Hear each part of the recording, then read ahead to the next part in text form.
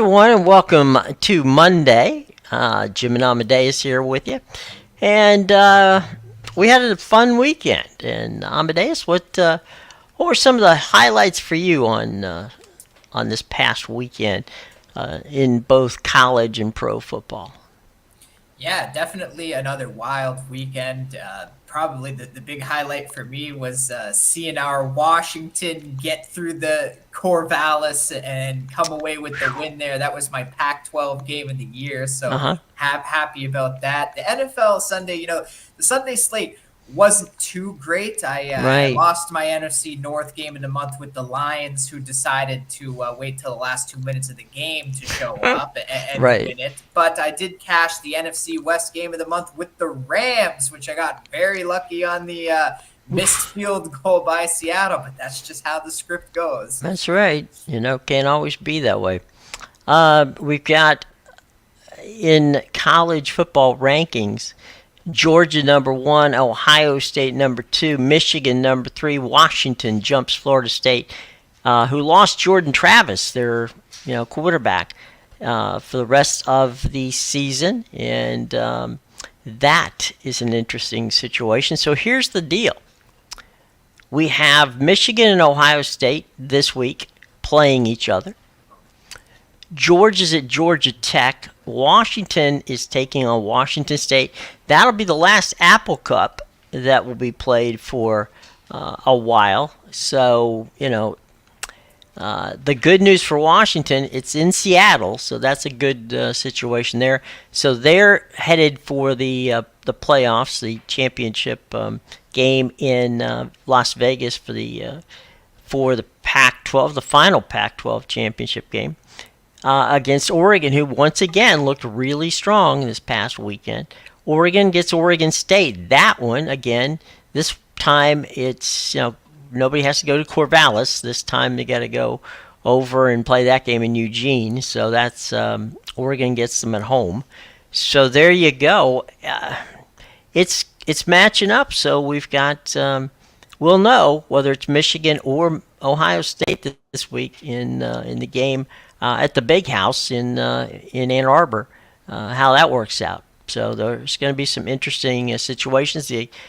Florida State plays the Gators, who lost on a last-second field goal to Missouri the other night. And if Florida State without Jordan Travis can get by the Gators, then they have that championship game. Well, they're going to have the championship game regardless, but they have the championship game against Louisville in Charlotte the first weekend in December. So it'll be some interesting games here. Yeah, definitely. And I got to say, Jim, you nailed your Florida Gators at the beginning of the season. You said they were going to be about 5 to 7 wins, and sure Yeah. enough, here we are, 5-6, last game of the season. This is the bowl eligibility right here. Mm-hmm. So, but I mean, fortunate for them. Obviously, Jordan Travis is going to be out, but then again, Graham Mertz is banged up for them as well. So Yep.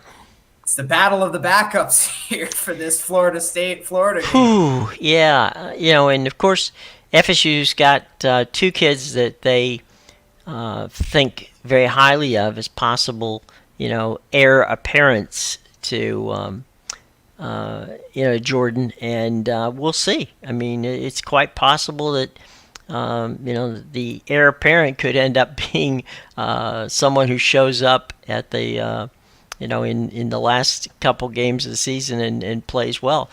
We'll see. They do have a running game at Florida State, which is pretty good, and defensively, I mean, they've got enough to beat Florida. I believe they've got enough to beat Louisville as well. The problem would be if they were to lose to Louisville. I've got a conspiracy theory here. Okay, let me run it by you, see what you think. All right, Michigan beats Ohio State. All right. Not much of a conspiracy theory there. No, but it's close. Okay, it's close. Yeah. Alabama, Georgia, close championship game of the SEC. Okay. Florida State loses. Doesn't matter what it is. 1 point or 100 points doesn't matter. To Louisville, and Oregon, which I think we both can say I feel comfortable that Oregon could beat Washington, if not, you know, I think Oregon could beat Washington. I think it may be a close Yeah. game, but I still think they could do it. All right, that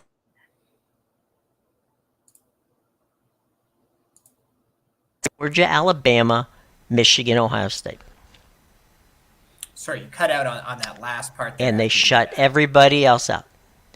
Oh, I'm sorry. Let me try that again.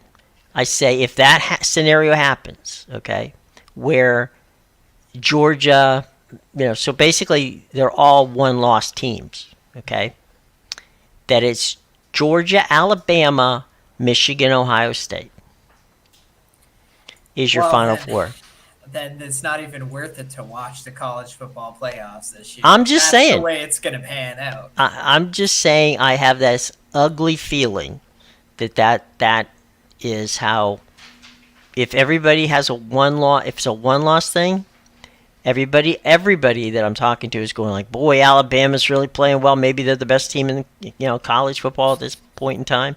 And I'm thinking, all right, here we go. This is what I like to call the Paul Feinbaum effect. When he goes full homer on Alabama, and Greg Sankey's on the committee, or it's gonna be, and he's the commissioner of the SEC. I see conspiracies everywhere when it comes to that situation. So I don't know. To me, that would be horrible. But I don't know. I want to see Oregon in that Final Four. I do. Yeah, I think if the college football playoff in any scenario comes away with two SEC teams Right. and two Big Ten teams this year, I Right. think it's the perfect example of the failure of the system. Why we need to get away Right. from that next year. And I think it's personally, it'll just be a write-off of a college football season because it won't be the true playoffs. You won't have the true best teams in there. Right. And I think that it'll be the four best rating situations. But I honestly think that people. I mean, I've watched, I think, all the Oregon games. I might have missed some, but at least I watched bits of them all. Washington, Michigan. I've seen everybody here, and I gotta say, I mean, to me, the best team from day one. We've always said it was Washington, Oregon. Oregon's kind of pulled ahead for me on this because their defense is playing well, and and not saying that Washington's not good. It's just that they don't have the defense that Oregon has at this point. Yeah, I would totally agree with that. Now, if Washington ends up beating Oregon in the Pac-12 Yeah, championship wouldn't be surprised. and beats Yeah. them twice this year, then Yeah. I think obviously you have to say Washington's the better team. Mhm. But yeah, at this point, I mean, Washington only won a close game at home. Oregon, they look like they've just been on a tear ever since losing that game, and they were basically, they had that FU factor we talked about Mhm. last week. In Very their technical, game over the yes. weekend. They heard Brian Kelly say, I got the best quarterback in the country, and all of a sudden Bo Nix had something to say about that. So Right. yeah, definitely. This Oregon team, but we pegged it from the beginning of the season. We did Mhm. say the Pac-12 has the best team in the Yeah. in the country, and whether you want to call it Washington or Oregon, there has to be a Pac-12 team in the no matter how it shakes out. I think there has to be one in the college football playoffs. I Oregon agree. Just totally missed out on the best conference in football. Yeah. I mean, 100%. And just speaking for something that came out this morning, which I thought was interesting, and that is he has applied and received the temporary permission, meaning he's just waiting for the official to come in. Cam Rising is going to be allowed to come back and play at the University of Utah for a 7th season. Yeah, because he didn't play this year, so they ended up Right. redshirting him, I guess. So Well, yeah, it's a medical red shirt, and because he's a graduate, okay, he's graduated from Utah, University of Utah. He's allowed to, because of the COVID year, he's allowed another season, which will give him seventh. So I think he'll be, once he gets into the pros, he'll probably be about 37 or something like that. I think something in that neighborhood. No, I mean, I'm happy for Cam. I mean, he's a good kid and a good quarterback. The idea that he's coming back to Utah, I think, is probably wise, because the NFL has no idea, you know, what he would be like playing in the league, and so it's quite possible he would be like a fourth or a fifth or even a sixth round draft choice. So I think that he's doing it for draft stock. It's also a dangerous situation, you know, with regard to injury and all that could happen. But then again, he's got NIL money, which understandably is, I think, Cam's NIL money's right around $1.5 million a year. So it's not like he's, you know, not getting some cash in this deal. So it'll be interesting.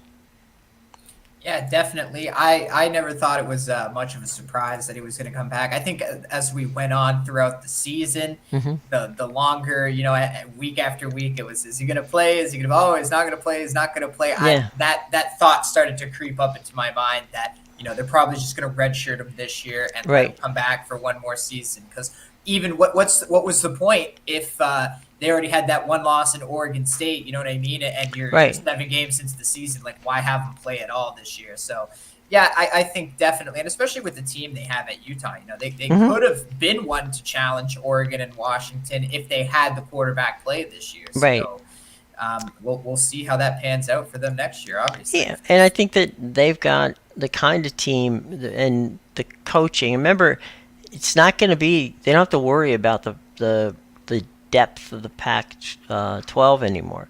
They're going to go into a Big 12, which, you know, has a lot of mediocre football teams in it.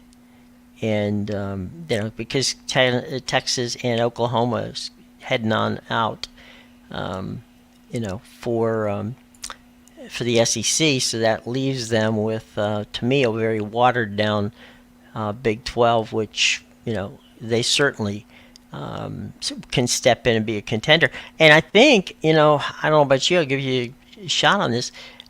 I think the biggest team that they're going to have to beat in that conference is another one of the 4 corner schools that came in, and that's Arizona. Yeah, definitely. Arizona, obviously, we've talked a lot about how Jed Fish has turned this program around, and now we're at that point where they're showing the results finally. Yeah. So, yeah, you can only imagine what they're going to be next year and in the years to come with Jed Fish as the coach. So, definitely, I'm with you. I think Utah and Arizona, just with the defense alone, they're going to dominate the Big 12. I would say you could even leave Oklahoma and Texas in the conference. They would stand a chance against these Pac-12 teams. Yeah, I mean, they've got the defense, they've got the depth, and they're bringing in good recruiting classes. And speaking of breeding recruiting classes, you know, Colorado lost again, and doesn't look like they're going to a bowl.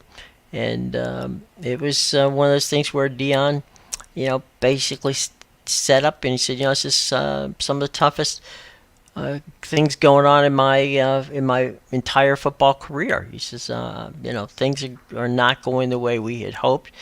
His son, you know, gets bounced from the game injured. I believe he's probably going to be back this week, but we'll see. But now, you know, life catches up with you, and that's what happened with Dion in Colorado.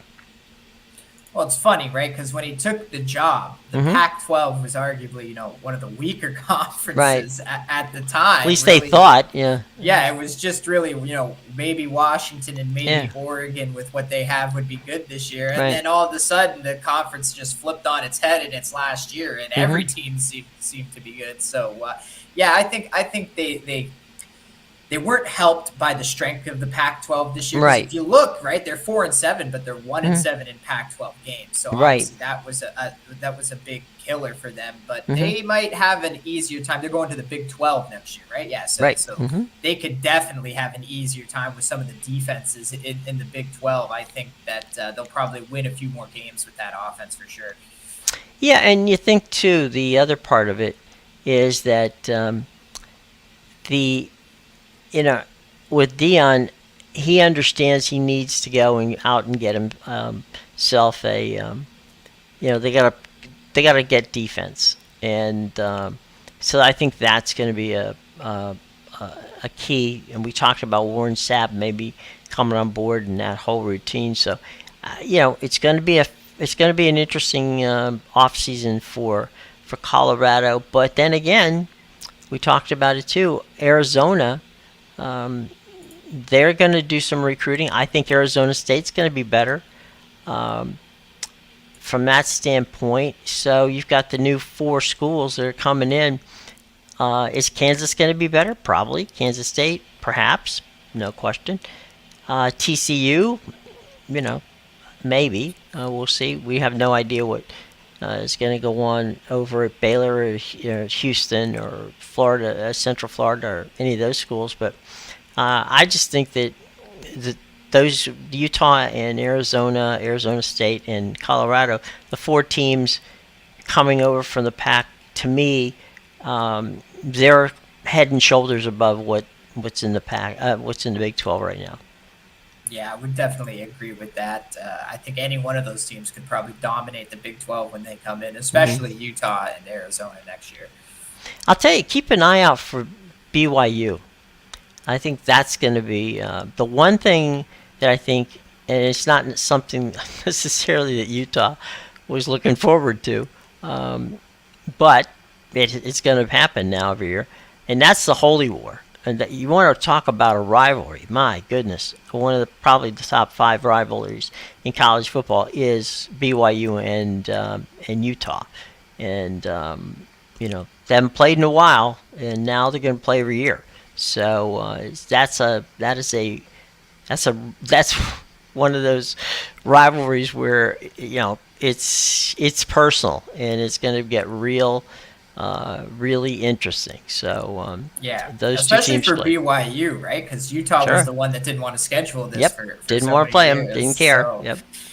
So yeah, it's definitely going to be interesting. As long I think BYU is going to be a lot better next year. Me too. As long Yeah. as they don't have the curse of Keaton Slovis. If they can get rid of the curse of Keaton Slovis, because it seems Right. like everywhere he's gone, the team just turns out to be a lot worse than what they're supposed to be. Right. So Right. maybe there's a key piece in there on why these teams keep underperforming. Gee, who keeps hopping in the portal, going from team to team, doing Right. that. But yeah, I think if they get rid of Slovis and maybe fix some of the defensive issues, BYU has the potential to be a really good team. Well, surprisingly too, BYU has always had good quarterbacks. I mean, they came out and really showed up big. So, I don't know. We'll see. But Well, I think a uh, lot of it's an age thing, right? They get yeah, a lot of older players on the right. team Well, for sure. their kids have to do missionary work, and some of them choose to go directly out of college and then come back and play sports. And so, yeah, they're older than the normal college kids who are playing. So they're more mature and they have a better ability to handle wins and losses. But it's definitely an interesting situation. One last thing in the college things, not for nothing category. Um, good on UNLV. They went to 8-2. They went over to Colorado Springs and beat Air Force at Air Force. So a team that last year won just two games is 8-2 this season. They've had some. It's been a turnaround season for UNLV, and they look like they're headed for a Mountain West championship. Oh yeah, I think at this point they definitely will be in the Mountain West Championship. It's been crazy the year they've had. They were not supposed to be good, Yeah. and they came out and they brought that FU factor to everybody. Yep.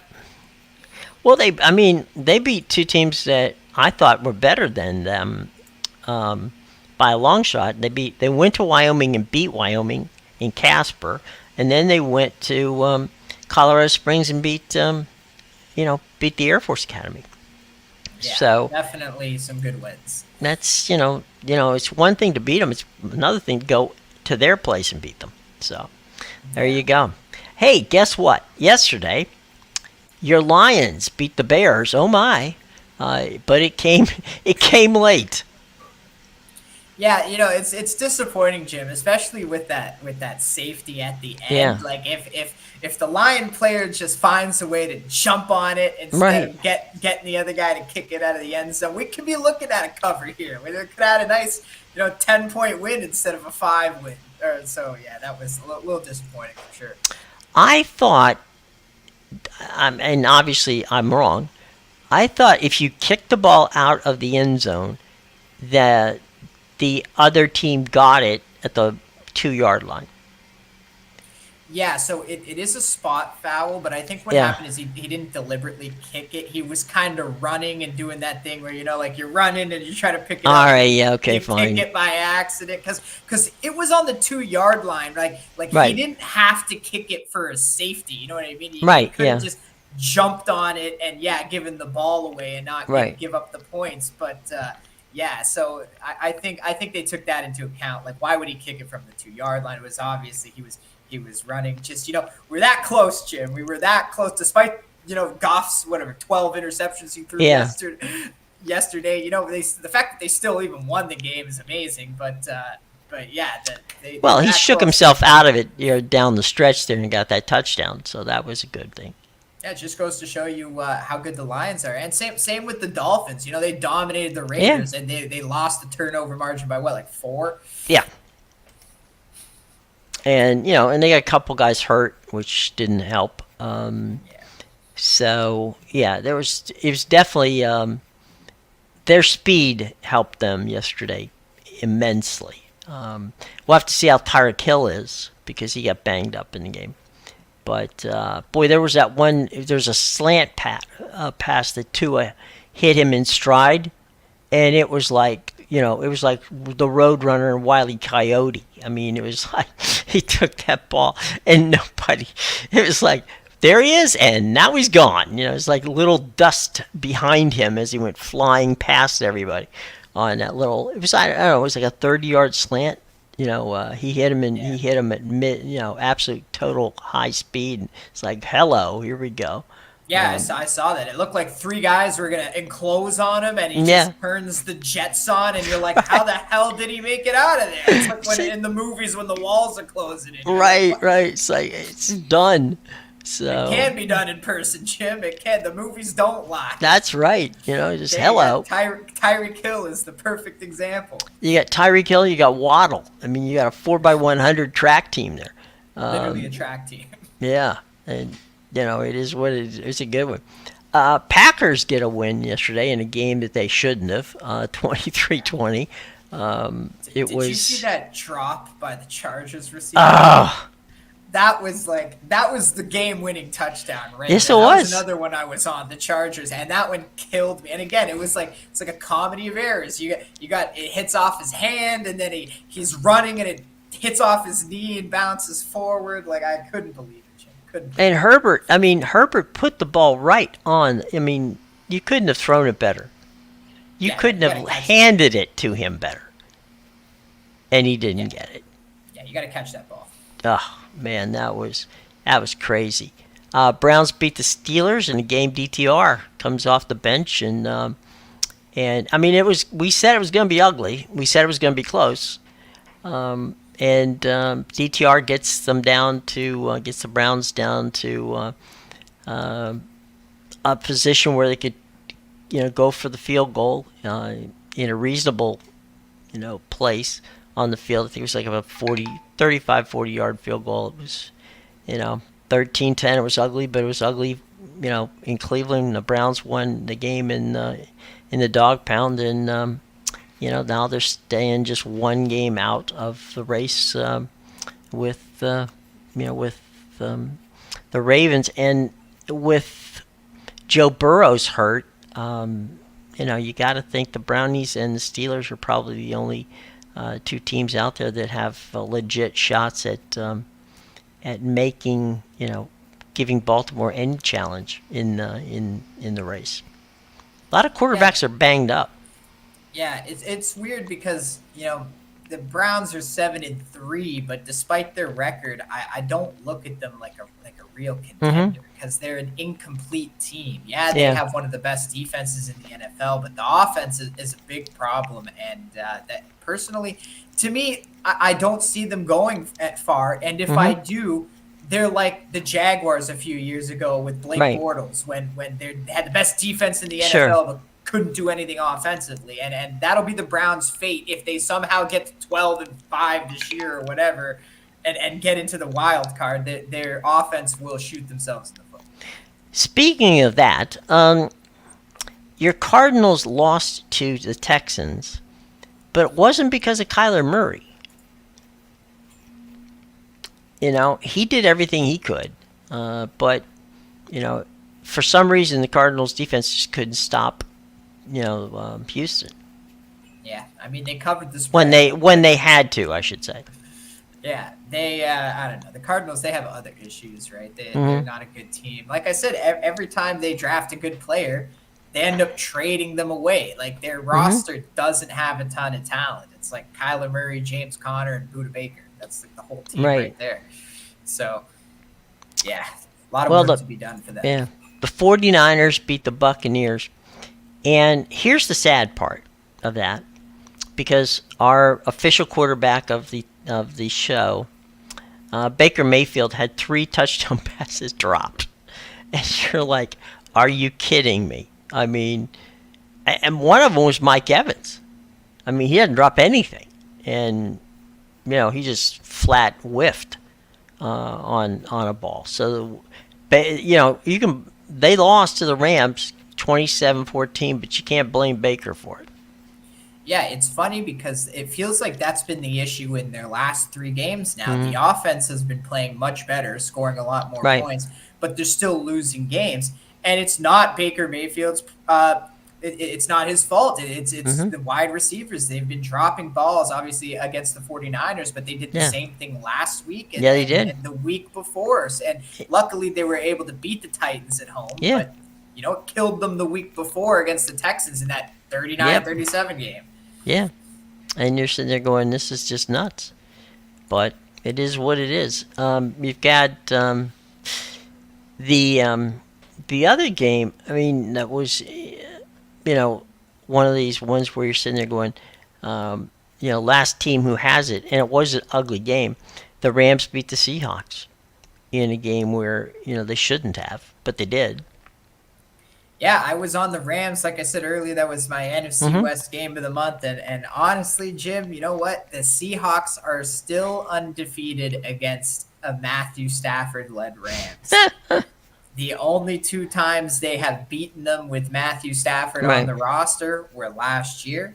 And Mm-hmm. both of those games, the starting quarterbacks were John Wolford and Baker Mayfield. So Mm-hmm. can't beat Stafford when he's playing for the Rams. The Seahawks Right. just can't beat him. Well, there you go. We talked a little bit about Buffalo needing to assert themselves if they're going to keep the drive alive for a potential, playoff role, and they did that. 32-6.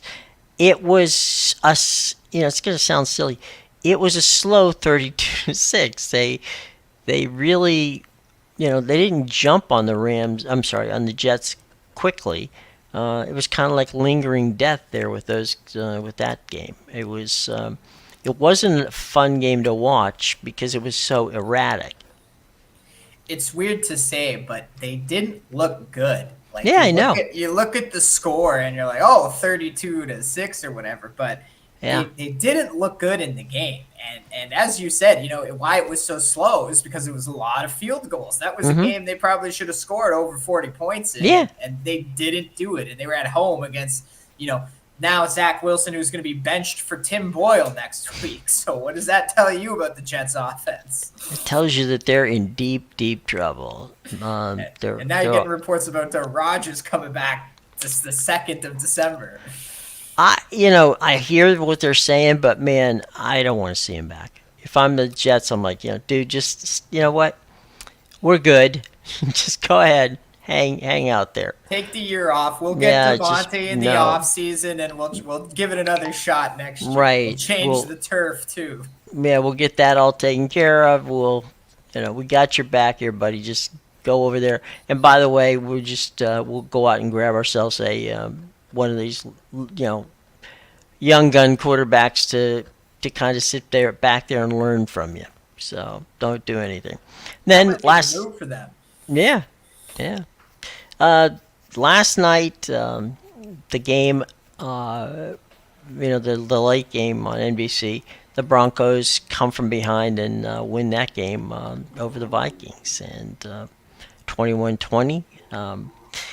There was, I believe, if I'm not mistaken, the most home teams this season won games yesterday.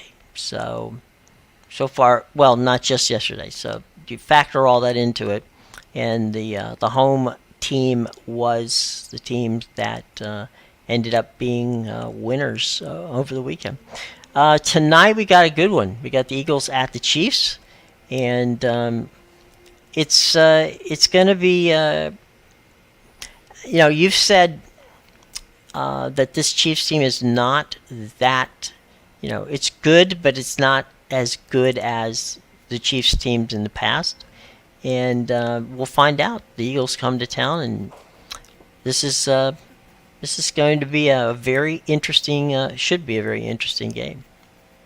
Yeah, I definitely don't think the Chiefs are as good as they were last year or Mm-hmm. have been in past years, but I still think they're a very good team with one of the better defenses in the league.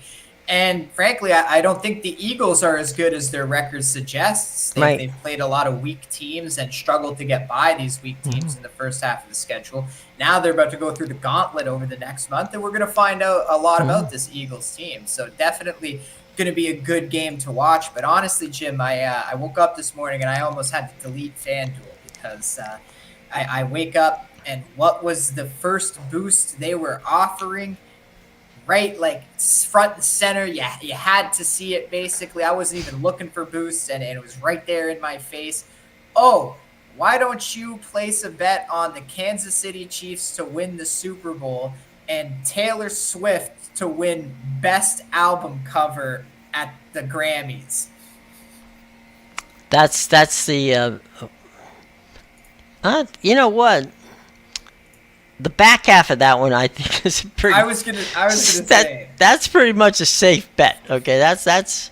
There aren't anything in this world like total locks, but that's pretty damn close.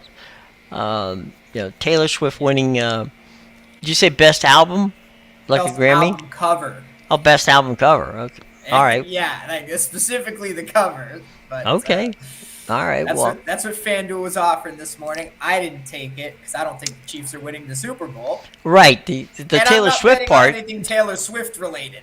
Absolutely Right. not. Right. Don't bet against her. But yeah, I mean, she's not playing tight end, so I don't think that's a issue from that standpoint. So yeah, that's a very interesting very interesting bet to be sure. We've got some games, by the way, which we'll get to later in the week, but we got 3 Thursday.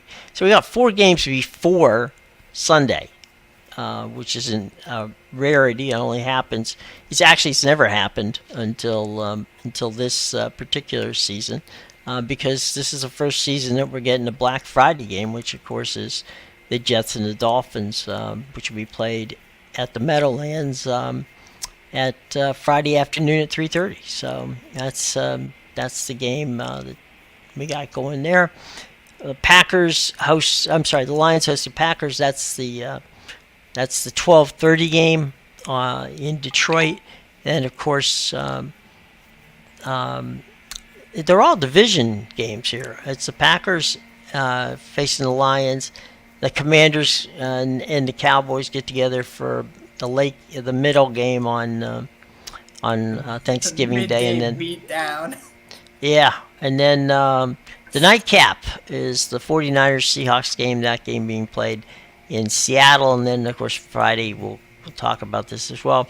The Dolphins head up to the Meadowlands for that that Black Friday game against the Jets. So there's plenty of good games to be had prior to Sunday afternoon. So that's what we got going. So over the weekend, anything going on in soccer? Not really. It's just these Euro qualifiers are finishing up pretty much. Half the teams have already been eliminated. A few handful were fighting for spots. Some were already clinched. So yeah, not much going on. I think it wraps up either today or tomorrow, and then we'll be back to normal leagues on the weekend. Okay, Jerry wants to know who we believe will be the conference winners in each conference in college football. Um, all right, you want to go first? I'll go. I don't care. Whatever you want to do. Yeah, I'll go first. I guess we'll do. So the ACC, I'm Yep. gonna go with Florida State still, Mm-hmm. even though But you Louisville's been scouted good. them. Yeah. So. Yeah, Louisville's been good, but I think there's enough talent on Florida State to get by that game. Mm-hmm. The Big 12 champion, I guess Texas. I don't like it, but I don't know who's gonna stop them at this point.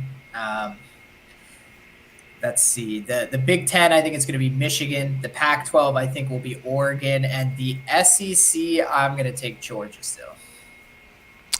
Yeah, I think I'm not gonna. Let's see. I'll go FSU in the ACC. I'll go. Um, I, I, I'm trying to think who's gonna play Texas. That's the other thing, right? Like, isn't there Yeah, like a huge tie with a bunch of teams with 2 losses? yeah. I don't know who's gonna play. I'll say Texas because I don't know who they're gonna play. If it's and I just think that Texas wants to get out of the conference. On an up note, and we'll see. But yeah, that's the Big 12 is the one that probably is the most bizarre one for me, a little schizophrenic. I do like I follow your lead on Oregon. We've said these are the two best teams, and right now I think Oregon is the best team, so I'll take that one. Uh, I I'll pick an upset. I'll take Alabama over Georgia in the championship game for the SEC. Um, They're asking for 2 SEC teams. no. I'm just.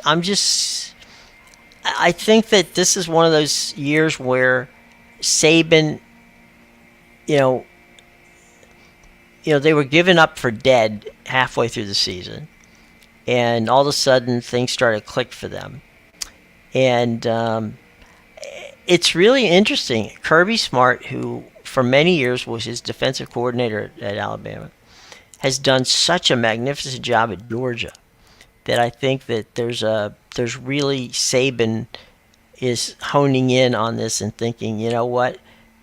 Every time that I played Kirby, Kirby has given me nothing but grief, and I'm tired of it. Let's just go out there and beat Kirby.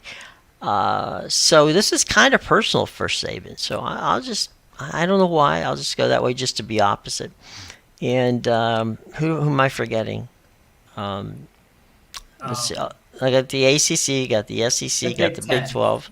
Oh, the Big 10. Okay, well, I'll go with Michigan. I'll go with Yeah. Michigan, the maize and blue. I hope Jerry doesn't want the AAC and the group of five Okay, schools. the AAC, I'll give you that one. I'll give you the AAC. The Tulane. AAC's Tulane. Yeah. I think Tulane will take that one.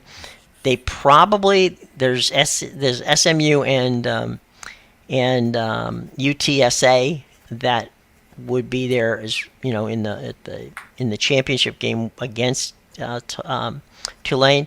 But I think Tulane, what they learned last year, which got them a title and put them in a New Year's Six bowl, 100%. They've got they've got the team, they got the coach, they got the experience, which will be very important. So yeah, it'll be good from that standpoint. And then Mountain West, I think will be. I think we talked about it earlier. UNLV.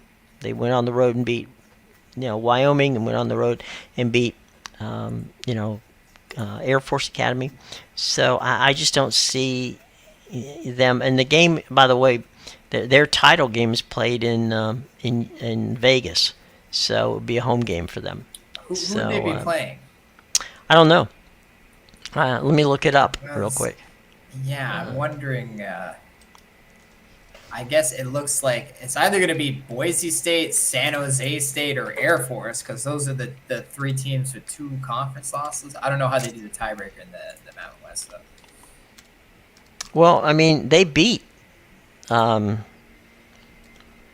they beat Air Force, so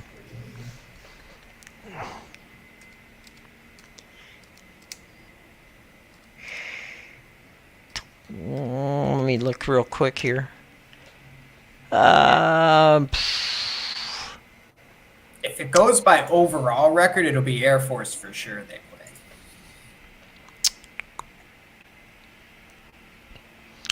play. Fresno State is likely. Really, they have 3 conference losses. Yeah, but I think it's the East West. I don't know how UNLV would be in the East, but let me. They still have the Mountain and the West divisions. I thought they got rid of Hang on, them. I'm looking right now.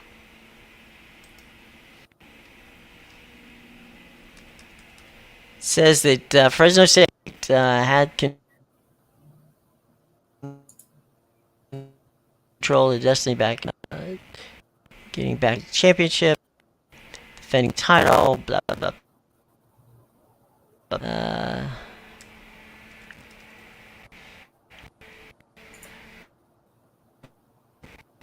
Season, New Mexico. Pum pum pum pum.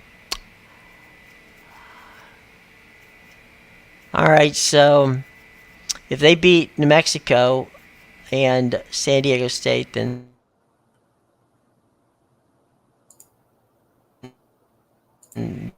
they the title game. But I'm still waiting to see who they play.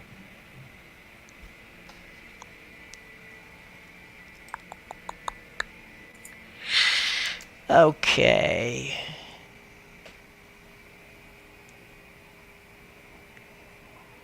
So Air Force is 5-1, UNLV's 5-1, Fresno is 4-2, Boise is 4-2, San Jose is 4-2. Air Force, we already know what happened. They beat UNLV. I'm sorry, they lost to UNLV, so they have to play. UNLV takes on San Jose State to end the season, which should be not a trouble because San Jose State's terrible. Fresno takes on New Mexico and San Diego State. Boise has Utah State, which they beat, and Air Force. So Boise has to play Air Force. So that's not good for them. So Fresno State has to win out. Air Force would have to lose their 2 remaining games. That's not going to happen. So Air Force is likely to be. It's probably looks like a UNLV Air Force rematch. There you go. So if Fresno State wins out and Air Force loses out, then Fresno State. And that, by the way, I said that the championship game was in Vegas, and they changed that. So it's the team. Fresno State. In that case, Fresno State would host UNLV because of Fresno State beat UNLV early in the season. So that would be that. So bum bum. So that's how that works. So so that's where it would be. So it's either going to be Fresno and UNLV or UNLV in a rematch with Air Force. I like UNLV either way, so it doesn't really matter. But that's how that's working. I'll take Fresno to be different. I like Fresno State. Yeah, that would be. Well, I mean, Fresno, they beat UNLV once, so that's a good thing. And the game would be at Fresno. So there you go. In the home of where the most avocados are grown in the country. So if you're not an avocado fan, you want to go to Fresno. There you go. So there you go. That's what I can tell you. Jerry, I'm not sure that I would take it to the bank, my friend, but that's where we are on those. I have no idea who's even in the Sun Belt Conference or any of the Oh, other. it's gonna be Troy. I can tell you that right now. Okay. It'll be Troy will just win it. Doesn't matter who they're playing. James Madison can't be in it, so it's gonna be Troy. They'll win Well, whoever they have to play. yeah. So they do college game day right at James Madison, and then they go out and lose to App I know.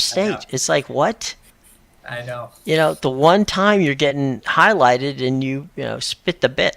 I think because they don't care now. Everything I got guess rejected. Like, it's like it was and now it isn't. So there you go. I mean, they could technically still play in a bowl game.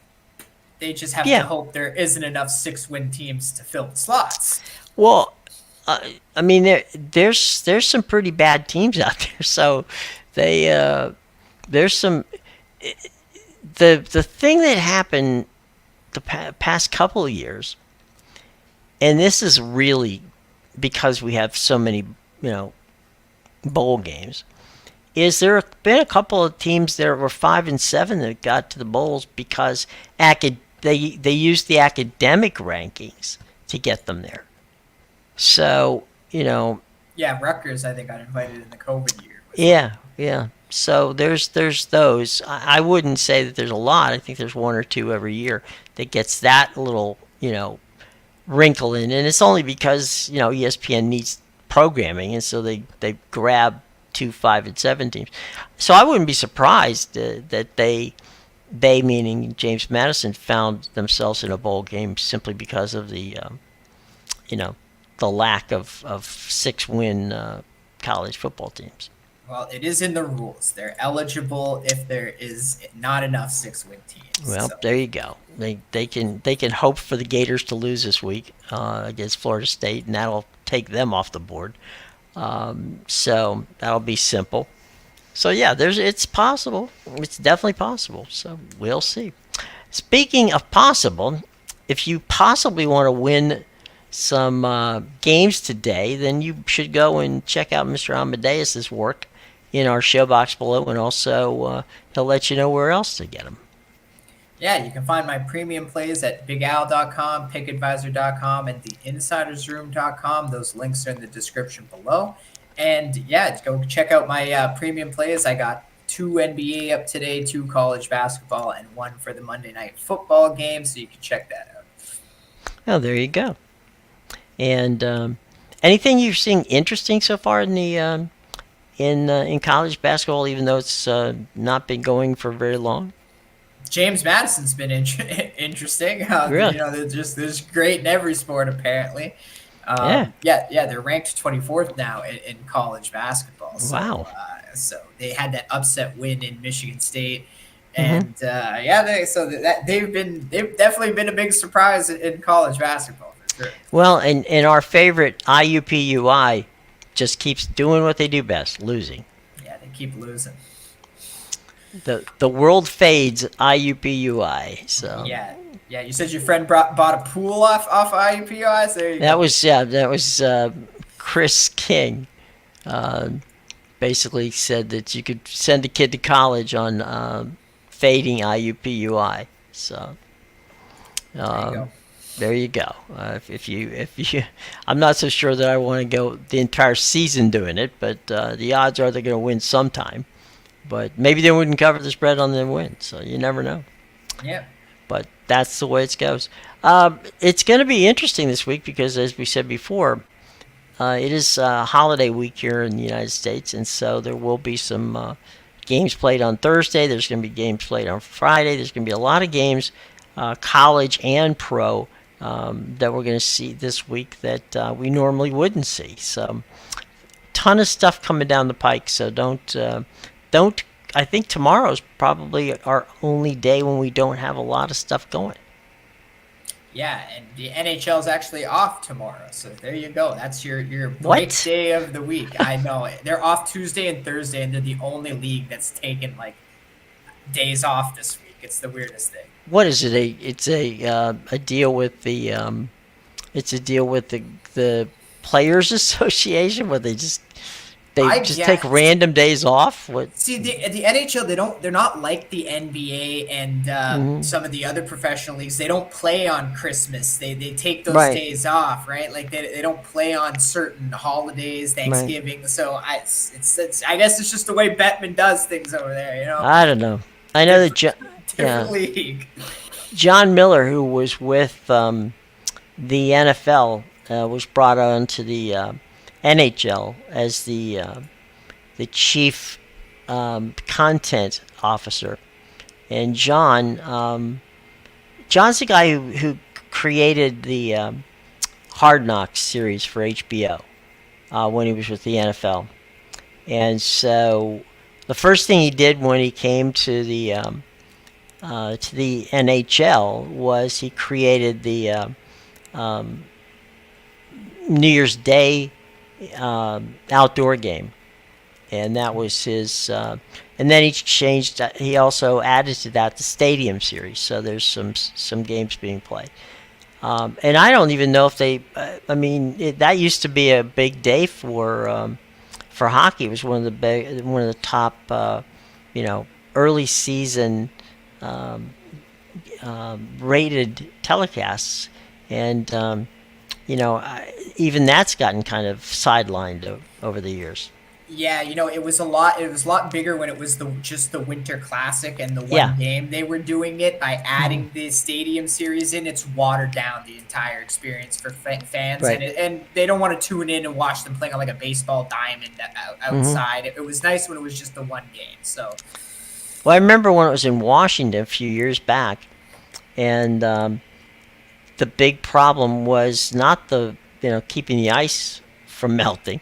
It was the sun. The sun was beating at such a bad glare off the ice that the players couldn't play. They actually were playing with sunglasses on for a while, and then they realized that wasn't safe. So there was that.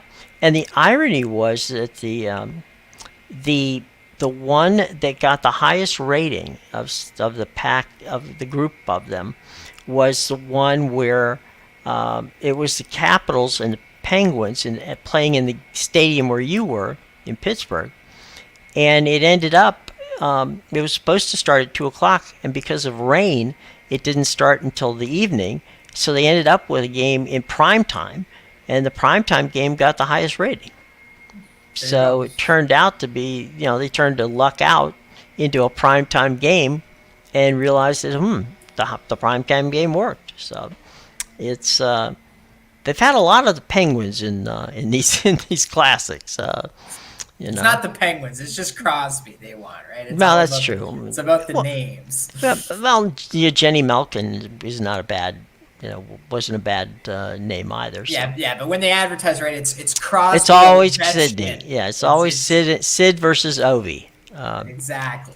I think that's gonna go down until these guys are in their rocking chairs on the front porch, trying to milk that rivalry for all it's worth. But I mean, both those guys have been in the league now for almost 12 or 13 years. Pretty much. Yeah. Yeah, so you gotta find yourself some new stars to market there, boys. So he's not Sid the Kid anymore. No, not at all, not at all. So there you go.